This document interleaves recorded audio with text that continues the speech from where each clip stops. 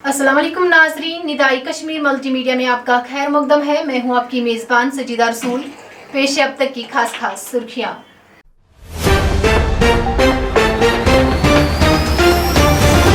राजौरी में दौरान शब फौजी कैंप पर मिलिटेंटों का हमला, 2 मिलिटेंट और 3 फौजी एहलकार हलाक, 3 एहलकारों के जख्मी होने की भी इत्तला। इलाके में तलाशी ऑपरेशन जारी।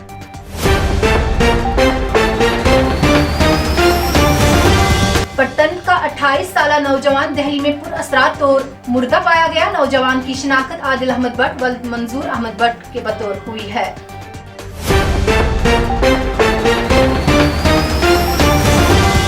महार मोड़ रामबन के करीब पत्थर और मिट्टी के तूदे गिर आने के नतीजे में श्रीनगर जम्मू कौमी शहरा ट्रैफिक के आवाजाही के लिए बंद।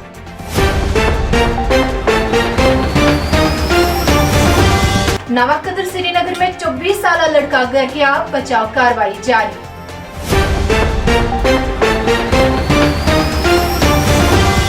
जम्मू में पिछले 24 घंटों के दौरान मूसलाधार बारिशें, 199 मिलीमीटर से ज्यादा बारिश रिकॉर्ड, 26 साल रिकॉर्ड टूट गया।